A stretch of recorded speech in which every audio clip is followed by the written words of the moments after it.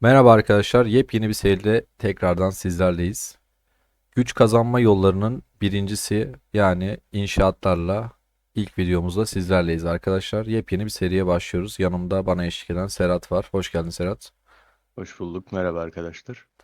Bu serimizi bayağı geniş tutacağız ve detaylı bir şekilde anlatacağız arkadaşlar. Temelden işte güç kazanmanın yolları nedir? Nasıl kazanırız? İşte örnek veriyorum asker, araştırma merkezi, binalar. Bu serimizin ilk konusu binalar olacak arkadaşlar. Size temelden binaları ve taktikleri anlatacağız. Neler basmanız gerekiyor ve birkaç rehber fotoğraf göstereceğiz. Size yardımcı olacak.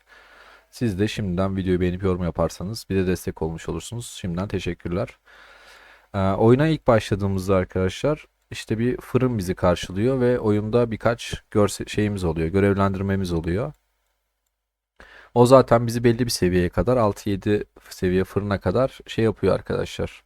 Neydi onun adı? Yönlendiriyor. Yönlendiriyor ve yükseltmemizi istiyor. Şimdi ben kendi yaptığım hatalardan birini söyleyeyim. Oyunun ilk başında şey diye düşündüm. İşte bizim temel kaynaklarımız neler? Hemen şöyle göstereyim. Et, odun, işte kömür ve demir. Dedim ki ben hemen buradaki dedim işte demir madenini yükseltirsem hızlı bir şekilde demirim yükselir ya da kömür madenini yükseltirsem kömürüm yükselir. Hızlı bir şekilde bunları yükseltmeye çalıştım ve içindeki şeyleri yükseltmeye çalıştım ama oyun başında gerçekten yeni başlayan oyuncular bilir ki bunlar gerçekten çok fazla kaynak istiyor bizden. Bunları basmayın arkadaşlar. Bizim önceliğimiz bunlar değil ve oyunun hiçbir aşamasında zaten buralardan bu kaynakları demiri buradan falan karşılamıyoruz. Her zaman yağma yöntemiyle karşılıyoruz. Ve Yağma ve toplama. toplama yapacağız Evet, arkadaşlar. yağma ve Çünkü toplama. bu binaların ürettiği kaynaklar çok az. Size hiçbir zaman buradan bunun ya 30 level full olması veya 20 level olması size büyük farklar asla yaratmayacak. Dolayısıyla oyunun erken aşamasında çok kaynak sıkıntısı yaşadığınız için bu binaları hızlıca yükseltme derdine girmeyin. Kaynağınızı oraya harcadığınız için diğer yerlerden yeterince hızlı yükselmeye gidemezsiniz, geri kalırsınız. Kesinlikle. Bu arada bu seriye niye başladık arkadaşlar? Yakında 1453 eyaletinde sıfırdan başlayacağız. Orada başlayan arkadaşlar da rehber niteliğinde olsun. Umarım olur yani. Onun dışında arkadaşlar burada bir yemekhanemiz var. Burada yemek falan seçiyoruz. Ya bunların da çok bir önemi yok. Ben işte besleyici yemeğe falan geçmiştim. Daha sonra zaten lüks yemeğe geçtikten sonra inanın arkadaşlar yani bunların oyunla hiçbir alakası yok. Oyunun hikayesine ya da şeyine baktığınızda sanki bunlar gerçekten önemliymiş gibi. Ya da şurada derece, soğukluk, işte hastaların işte askerleriniz hastalanıyor tarzı bu tarz şeyler oyunda yok zaten. Hani Ya o oyunun bu hayatta kalma kısmının sizin oynayacağınız savaş oyunuyla bir alakası olmuyor arkadaşlar. Yani siz kesinlikle. burada sizin şehrinizdeki mesela yukarıda çarda 32 kişi gözüküyor. Bu 32 kişinin hayatta kalıp kalmaması vesaire hiçbir sorun değil. Bunlar öldüğü gibi oyun size sürekli yenilerini veriyor hastalandığında vesaire falan. Ve bunların hiçbiri sizin ne askerlerinizi etkiliyor ne sizin ileride kazanacağınız istatistikleri etkiliyor. Bunların neredeyse hiçbir artısı yok oyunda, yani onu söyleyelim Evet. size. Ya buraların da hiçbir önemi yok arkadaşlar. Buraları direkt atlayabilirsiniz. Onun dışında şu barınaklar falan arkadaşlar. Bunların da hiçbir önemi yok. Ya ben hızlı hızlı bunları yükseltmeye çalıştım falan. Ya bunları nasıl yapıyordum? Sadece mesela şurada görevler geliyordu ya. Zaten artık hepimizde görevler bitti. Sadece keşif görevleri geliyor. Ya bir oyunun belli bir şeyini tamamladıktan sonra tüm binaları 30 yaptıktan sonra artık sadece keşif görevlerinde şey geliyor. Bu keşif görevleri geliyor. Hani bunun karşında bir ödül alıyorsam sadece bunları basıyordum. Onun dışında arkadaşlar bizim önceliğimiz kesinlikle fırın seviyesi. Çünkü Ya burada evet, bu diğer binalara da sadece arkadaşlar, mesela fırını yükseltmek için sizden sallıyorum, mesela yemekhaneyi 15 level istedi, fırını 16'ya basmanız için sallıyorum. Sadece o ön koşulu karşılamak için yükselteceksiniz. Diğer türlü kesinlikle. kaynaklarınızı buraya harcamayacaksınız. Aynen öyle. Bu arada arkadaşlar biraz doğaçlama konuşuyoruz. Serhat bir yıldır oyun oynuyor. Ben de nereden baksanız 8-9 ay olacak yani. Hani oyunun başlarını çok hatırlamıyoruz ama ufak notlar falan da aldık. Hatırladığımız kadarıyla detayları bir şekilde size anlatmaya çalışıyoruz. Şeyi de söyleyelim. Yeni başlayan oyuncu çok o hatayı yapıyor. Arkadaşlar, asla bu inşaat sürelerini vesaire bitirmek için elmasınızı falan kullanmayın. Kesinlikle. Bu oyunun başında yapacağınız en büyük hata arkadaşlar. Bu Kaynağım bitti, yükseltmek için elmas basayım, evet. asla yapmayacaksınız bunu. Kesinlikle. Hatta oraya gelmişken direkt söyleyeyim. Peki bu elması nerede kullanacağız diye başka videolara gidecek arkadaşlar vardır. Onu direkt buradan söyleyeyim. Arkadaşlar elması sadece çarkıfelek kahramanlarına ama sadece doğru çarkıfelek kahramanlarına kullanacağız. İlk çarkıfelek kahramanında Zimman geliyor. Çok konudan sapmayalım istersen ama şu geliyor. Buna kullanmıyoruz arkadaşlar. Hiçbir şekilde kullanmayacağız. Ondan sonra arkadaşlar bu geliyor. Flint geliyor. Buna kullanmaya başlıyoruz. Ve onun dışında da sadece VIP elmas kullanıyoruz. Bunun dışında Ya kesinlikle oyunun kısacası hiçbir yerine oyunun kullanmıyorsunuz. 40. gününe kadar elmasınızı mümkün olduğunca muhafaza edin Kesinlikle. arkadaşlar. Kesinlikle. Şimdi temelden devam edelim. Fırını yükselttikten sonra önceliğimiz kesinlikle fırın. Fırını yükseltince ne oluyor? Diğer binaların seviyesi de fırın seviyesine kadar yükseltebiliyoruz. Fırınımız 20 ise içerideki binalarda en fazla 20 seviyeye kadar yükseltebiliyoruz. İlk önceliğimiz fırın 30 arkadaşlar. Peki niye 30? Fırın 30 olduğunda arkadaşlar bizim kamplarımız var. 3 tane nişancı, mızrakçı ve piyade kampımız var. Ya toplam 3 askeri birimimiz var yani. Bunların seviyesini 30 yaptığımızda bizde T10 seviye yani bu pardon. Burası bende ateş kristali oldu artık. 10. seviye askeri birlik çıkıyor ve diğerlerine göre en güçlüsü kesinlikle bu. En azından oyunun erken aşamasında. Daha sonrasında böyle ateş kristali adı altında bir şey gelecek ve onlar da temel istatistiklerinizi yükseltecek askerlerinizin.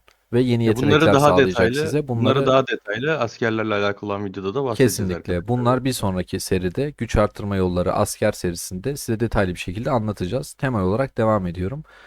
Fırını dediğim gibi arkadaşlar diğer binaları açıyoruz ve 30 olduktan sonra ateş kristali çağı gelince eyalete onu da şuradan görebiliyorsunuz.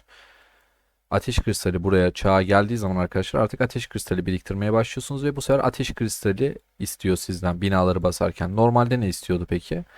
İşte demir, odun, kömür, ne atladım? Et. Öncelikle bunları istiyordu. Daha sonradan da ateş kristali istemeye başlayacak. Ama ona geçmeden önce şöyle genel olarak bir bakalım. Kristal Geçmeden laboratuvar... önce şeyi de Evet. söyleyelim. Arkadaşlar fırınlarınızı yükseltirken bir an önce 30 olmak için genel hızlandırmalı, inşaat hızlandırmanız artık genel hızlandırmalarınızı da fırına kullanacaksınız. Evet. Ama bu ilerleyen zamanlarda bu böyle olmayacak. Fırınımız 30 olduktan sonra genel hızlandırmalarımızı saklıyoruz. Onlar araştırmaya gidecek artık. Ama Kesinlikle. bu olmadan önce yani fırınınız 30 olmadan önce bir an önce 30 yapmak için genel hızlandırmalarımızı kullanabiliyoruz. Evet. Kalanını da araştırmaya kullanacağız arkadaşlar. Genel hızları 30 olduktan sonra onu da araştırma videosunda o bölümde 3. bölümümüzde anlatacağız arkadaşlar detaylı bir şekilde. Şimdi şuradan soldan başlıyorum. Elçilik ne işe yarar? Şöyle detaylara girelim arkadaşlar.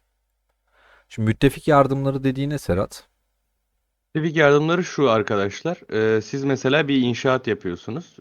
İnşaat yaparken veya bir araştırma başlattınız. İttifakınızdan yardım istiyorsunuz. Her bir kişinin yardıma tıklaması sizin yaptığınız inşaattan, araştırmadan vesaire 3 dakika, 4 dakika, bu ilerleyen zamanlarda 4 dakika 15 saniye falan gibi sürelere çıkıyor. Süre kısaltıyor. Sizin her elçiliğinizin seviyesinin yükselmesinde daha fazla yardım alabiliyorsunuz artık. Daha fazla süre kısaltabiliyorsunuz. Kesinlikle. Mesela burada 30 artı 15 yani bize 45 kişi yardım edebiliyor. Aynı zamanda burada da 250-247 saniye yardım süresi 4 oluyor. dakika 7 saniye dediğimiz Aynen. gibi. Evet. Güçlendirme Ayrıca kapasitesi var burada. burası da şey arkadaşlar. Sizin kaleniz saldırı yiyeceği zaman mesela birisi size saldırıyor. Sizin üstünüzde ittifakınızdaki insanlar destek yollayabiliyorlar askerleriyle. Bu elçilik sizin elçiliğinizin seviyesi sizin üstünüze alabileceğiniz, kalenizin üstüne alabileceğiniz takviyenin kapasitesini arttırıyor. Evet, o da burada gördüğümüz gibi 915 bin. Şu an benim fırın şey seviyeme, elçilik seviyeme göre Şeyi böyle. de söyleyelim. Elçilik özellikle çok önemli bir bina. Çünkü her fırın yükseltmesinde mesela fırınınız 20, fırını 21'e basmak için elçiliğinizin 20 olması lazım. Fırınınız 25, fırını 26'ya basmanız için elçiliğin 25 olması lazım. O yüzden elçiliği de sürekli fırın gibi yükselteceksiniz. Bunun da süresi çok uzun. Aynı fırın gibi. Süresi en uzun iki binadan birisi. Biri fırın zaten, diğeri elçilik. Dolayısıyla Kesinlikle. bu binayı da çok hızlı bir şekilde yükseltmeniz gerekiyor fırınla beraber. Tamam, elçiliği bitirdiysek komuta merkezine geçelim. Komuta merkezi de aynı şekilde bunun da ön koşulu elçilik arkadaşlar. Merkeziniz nedir? Komuta merkeziniz sizin genel yolladığınız asker sayısı ile sizin açtığınız seferberliğin kapasitesini arttırır. Genel asker kapasitesi nedir? Sizin bir intikaliniz mesela. Oyunda intikalleriniz var. Siz tek seferde mesela sallıyorum hesabınızda 300 bin asker var. Bu 300 bin askeri tek seferde yollayamazsınız. Sizin bir intikalinizin kapasitesi ne kadarsa o kadar asker yollayabilirsiniz. Sizin kapasiteniz mesela örnek veriyorum 80 bin. Komuta merkezinizde 15 olsun. Komuta merkezinizi 16 yaptığınızda bu 80 bin olan kapasite artacak. 82 bin olacak, 85 bin olacak. Daha fazla asker yollayabileceksiniz. Aynı zamanda sizin seferberlik açtığınızda, seferberlik açmak nedir? Bir kutup dehşetleri, canavarlar veya bir tesis, bir kale gibi yerlere veya direkt birinin kalesinin üstüne seferberlik açabiliyorsunuz. Bunlar süreli saldırılar. Bu süre boyunca diğer insanlar sizin seferberliğinize katılıyorlar. Mesela benim limitim Ee, 1 milyonmuş burada Serhat. Benim evet, 1 134 milyon bin 50 bin. kendi limitim var. Ben 134 bin asker gönderebiliyorum. Burada da toplam 1 milyon seferberlik açabiliyormuşuz. Bunları Ee, arttırmanın yolları da var ama onu istersen diğer seride detaylı bir şekilde anlatalım. tabii ki tabii ki. Ama işte komuta merkezini sizin genel olarak bu seferberlik kapasiteniz artı sizin intikal kapasitenizi arttırıyorlar. Evet, onun dışında başka işe yarıyor muydu bakalım. Yok, bu kadar, tamam.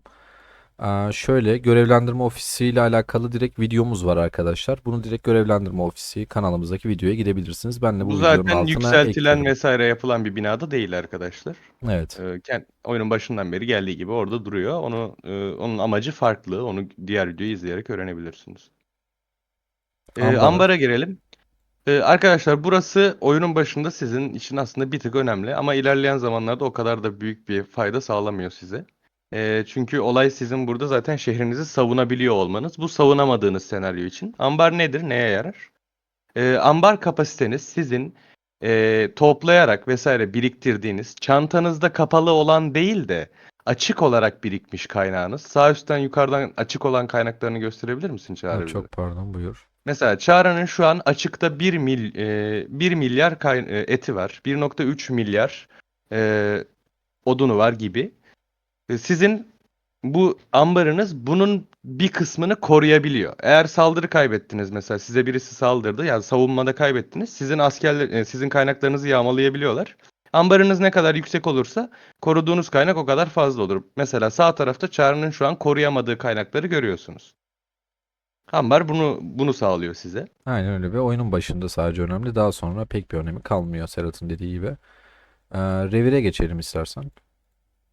Arkadaşlar reviriniz aslında en önemli binalarınızdan birisi.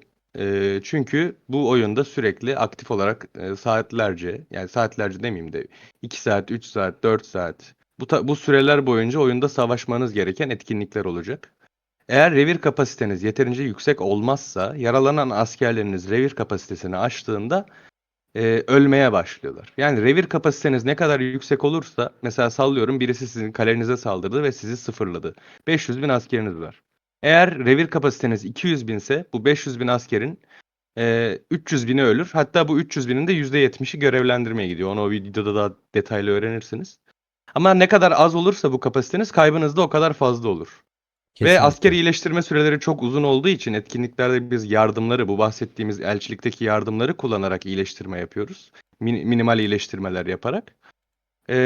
O yüzden revirinizin mümkün olduğunca kapasitesi çok olmalı ki asker iyileştirirken veya reviriniz dolduğunda bunu çözene kadar yeterince vaktiniz olsun. Bir anda reviriniz dolup asker kaybetmeye başlamayın. Evet, o yüzden revir önemli arkadaşlar. Reviri fırın seviyesine götürmeye dikkat edersiniz. Reviri arttırmanın başka yolları da var. Onu da araştırma videosunda tekrar detaylı bir şekilde anlatacağız. Şeyi de söyleyelim sadece. Ateş kristaliyle yükselen binalardan birisi de revir. Arkadaşlar asla ateş kristaliyle revir yükseltmeyin. 30'a kadar güzel kapasite veriyor ama 30'dan sonra ateş kristali kullanarak aldığınız revir kapasitesi çok az. Bu Evet, sizin için sadece ateş kristali kaybı olur. Bunu önermiyoruz. kesinlikle. Araştırma merkezine geçiyorum. Araştırma merkeziyle alakalı çok detaylı bilgiler vermeyeceğim arkadaşlar. Araştırma merkezi fırından sonraki en önemli binamız kesinlikle. Bununla alakalı direkt özel bir video çekeceğiz Kesinlikle. arkadaşlar. Aynen, bununla alakalı özel bir video olacak. Bunun detaylarına falan girmiyorum çok. Bunu atlıyorum. Bu da Üstün bu körü arada şeyi ateş söyle. kristaliyle yükselmiyor bu arada. Evet. Üstünkörü şeyi söyleyelim arkadaşlar. Araştırma merkezini yükseldikçe daha farklı araştırmalar açıp yapabilirsiniz. Ve seviyesi yükseldikçe daha fazla araştırma hızınız oluyor kısaca böyle diyelim. Kesinlikle. Hayvan kafesi ne zaman geliyordu, bakabilir misin Serhat? Ona hemen bakayım. O sırada sen istiyorsan kamplardan bahset. Olur. Arkadaşlar piyade kampında piyade basabiliyorsunuz. Şöyle göstereyim. Birinci seviyeden itibaren başlıyor. Fırın seviyenize göre. Şu an kaç fırın seviyesiydi bunları hatırlamıyorum açık konuşmak gerekirse. Zaten altlarında göreceksiniz. Sizde açık olmadığı için hangisini görmek istiyorsanız tıkladığınızda şu fırın seviyesi diye yazacaktır sizde. Önemli olanlar şey çağrı zaten T9 ve T10'un açıldığı. Evet. T9 26. fırında, T10'da fırın 30'da Fırın açılıyor 30'da. zaten. Bizim için önemli olan zaten T10 arkadaşlar. Yani fırın 30 olması gerekiyor ve kampların da 30 olması gerekiyor. Fırın 30 olduktan sonra kamplar 30 olmazsa arkadaşlar yine bu piyadeyi ya da diğer askerleri basamazsınız. Bunlarla alakalı detaylı şeyde asker bölümünde, asker videosunda size detaylı bir şekilde anlatacağız. Bunları da her zaman fırın seviyenize eşit bir şekilde götürmeye çalışın. Çünkü zaten ana amacımız bizim asker basmak. O yüzden hiçbir zaman geride bırakmamaya çalışın. Ya tabii ki arkadaşlar zaten fırınınızın bir an önce 30 olmasını istememizin sebebi bir an önce T10'ları açabilmeniz aslında. Yani önemli olan asker seviyelerini açabilmek. Kesinlikle.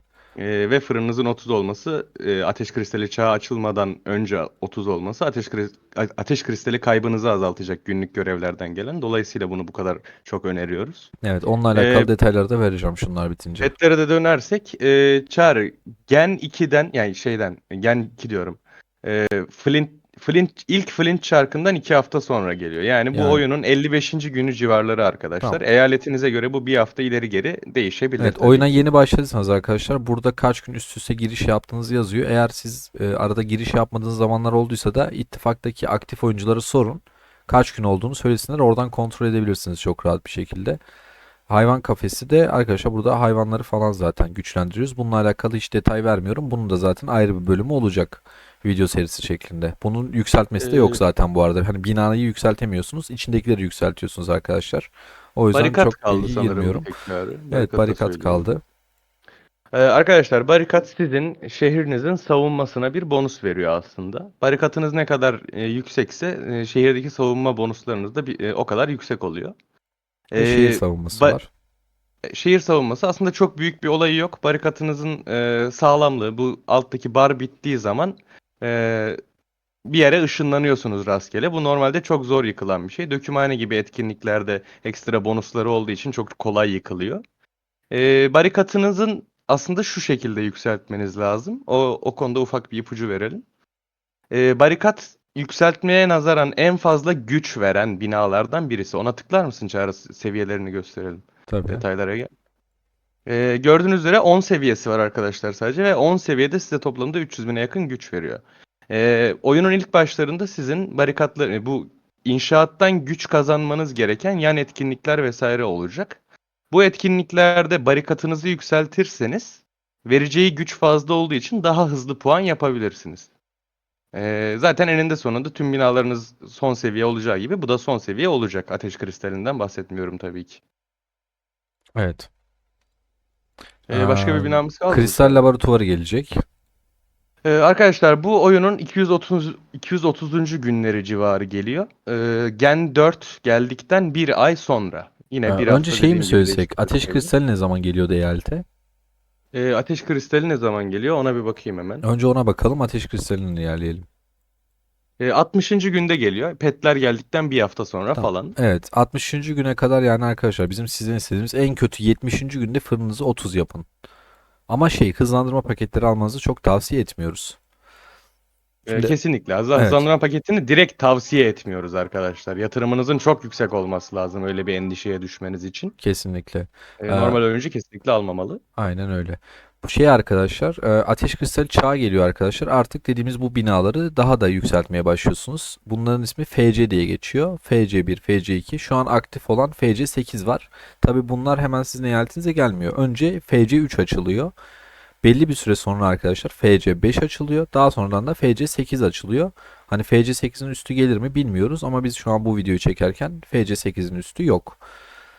Onun dışında Şöyle bir durum var evet. arkadaşlar. Her binada ateş kristaliyle yükselmiyor, onu söyleyelim. Yükselen binalar fırınınız, e, kamplarınız, revir, elçilik ve komuta merkeziniz. Evet. Sadece Burada bunlar. zaten dediğimiz gibi revire ateş kristali harcamayacaksınız. Burada önceliğiniz her zaman fırın ve kamplar olacak. Ondan sonra yavaş yavaş diğer Evet. komuta merkezi ve elçilik yükselteceksiniz. Onlar sizin bileceğiniz işler. Tabii ki elçiliği Özellikle de yükseltmek zorunda kalıyorsunuz fırın için. O aynen. ayrı bir konu. Özellikle zaten düşük yatırımlı bir oyuncuysanız arkadaşlar fırın, kamplar, elçilikte mecbur kalıyorsunuz. Yani komuta merkeziyle şeyi Atlayabiliyorsanız işte reviri atlarsınız. Direkt şeye geçersiniz tekrar fırına. Hani sizden istemediği sürece basmazsınız zaten. Tabii ki. Ee, Ateş kristali miktarlarının ne olduğundan biraz bahsedelim. Savaş Arkadaşlar Akademisi gelecek bir de. O kaçta geliyordu onu da söyleyelim. onu da söyleyelim. Savaş Akademisi de arkadaşlar. Ya bu arada pardon, Kristal Laboratuvarı Gen 4'ten bir ay sonra değil. Savaş Akademisi Gen 4'ten bir ay Ha, sonra bir ay geliyordu sonra arkadaşlar. geliyor. Onu Savaş söyleyelim. Akademisi geliyor.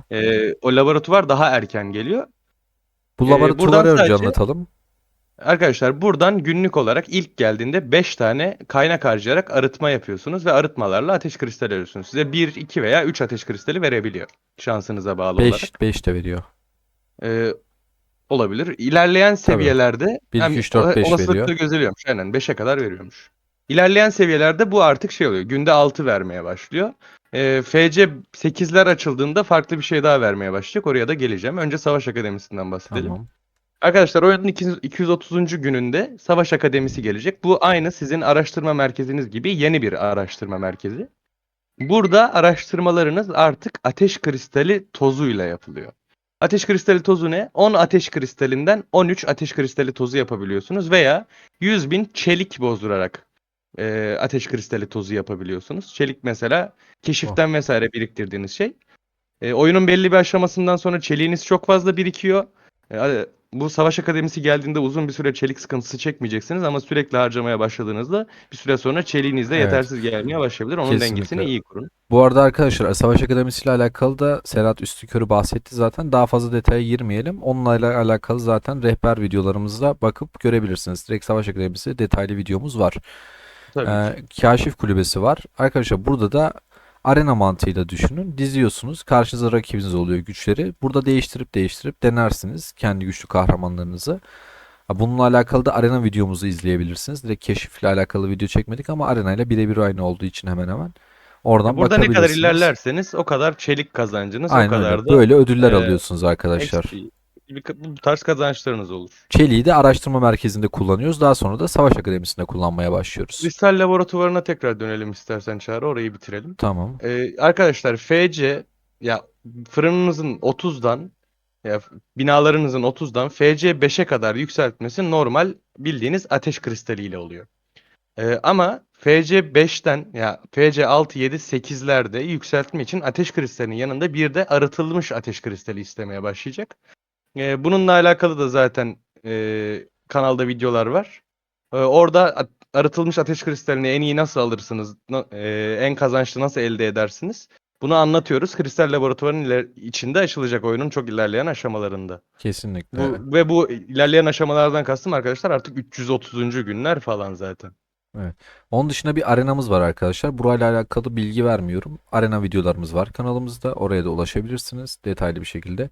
Balıkçı Kulübesi de arkadaşlar bir etkinlik. Bu da etkinlik geldiğinde aktif oluyor ve oynayabiliyorsunuz. Balık tutuyorsunuz. Bununla alakalı da kanalımızda 2-3 tane video var. Oynatma listesine ulaşabilirsiniz. İskele'de ada arkadaşlar. Adayla alakalı da 2-3 tane çok güzel detaylı videolarımız var. Onları da izlerseniz tüm bilgileri size vermiş oluruz. Güç arttırma serimizin ilk bölümünde arkadaşlar size güç kazandıracak şeyler bu binalar ve yükseltmeler. Ya bunu Bunu nasıl da doğru şöyle yapmanız göstereyim. gerektiğinden bahsettik Evet. arkadaşlar Şimdi zaten. bizim ilk gösterdiğimiz şey arkadaşlar yapı gücüydü. İlk videomuzun konusu yapı gücüydü. Ya yapı gücüyle ben şu an 6 milyon 463 bin güç kazanmışım. Birlik gücü zaten asker gücü oluyor arkadaşlar. 116 milyon. Teknoloji gücü araştırma oluyor. Sırayla buradakilerin hepsini bu seride yer alacak. Yani 2, 4, 6 tane videonun oluşacak bu serimiz. Ama çok detaylı bir şekilde ele almak istedik. Çünkü gerçekten çok fazla bu aralar. Whiteout Survival'a yeni başlayan çok fazla oyuncu var. Bu kadar detaylı videolar çekmediğimiz ve rehber olmadığını fark ettik. O yüzden rehber niteliğinde olursa ve işinize de yararsa seviniriz. Birkaç işinize yarayacak şeyler de var arkadaşlar. Discord kanalımızda vardı ama şuradan göstereyim. Daha detaylı fotoğrafları da yine Discord kanalımızdaki rehberden görebilirsiniz. Onu da hemen şöyle göstereyim. Hazır videodayken. Arkadaşlar sol alt tarafta işte eyalet günleri, ateş kristali binaları, şef donanımı tılsımı, VIP seviyeleri, SVS rehberi, kahramanlar, kahraman giysileri, savaş akademisi. Yani oyuna dair tüm olan her şeyin rehberini yaptık ve videolu bir şekilde anlatımları da var burada. Ve görseller falan var arkadaşlar. Hem kendi hazırladığımız görseller var hem de oyunun bize sunduğu görseller var. Oradan size Discord kanalımızda açıklamalardaki linkten ulaşıp Discord kanalımıza katılıp bunlara ulaşabilirsiniz. Mesela bu görsel arkadaşlar fırın 30'a kadar sizden istediği şeyler. Mesela 30 29'dan 30 yapmak için işte elçilik 20 seviye 29, nişancı kampı seviye 29 istiyormuş sizden ve onun karşında ne kadar et, ne kadar odun, kömür, demir işte ve size ne kadar güç vereceği, toplam güç bunlar yazıyor ve aynı zamanda bunların sürelerinin olduğu görseller de var kanalımızda, Discord kanalımızda. Bunların hepsine oradan ulaşabilirsiniz. İkinci görselimizde arkadaşlar ateş kristali binaları. İşte 30'dan FC1 yapmak için ne kadar ateş kristali istiyor, toplam ne kadar istiyor ve FC5'e kadar şu an burada var. Diğer görselde de FC6'dan bunu Türkçe'ye çevirmeyi unutmuşuz kusura bakmayın. Ama Türkçe hali de Discord'umuzda var. Yanlış görsel Yandaki almışım. yandaki resimlerden zaten hangi bina olduğunu Evet, da anlıyorsun anlaşılıyor zaten. zaten. Discord'a gelip sorabilirsiniz. Türkçe görselde de ulaşabilirsiniz. Burada da FC6'dan 8'e kadarki var. Yarın öbür gün FC 10, 11 artık kaç gelirse de onların hepsinin de güncel şeylerini zaten Discord kanalımıza atarız. Siz de erişebilirsiniz arkadaşlar.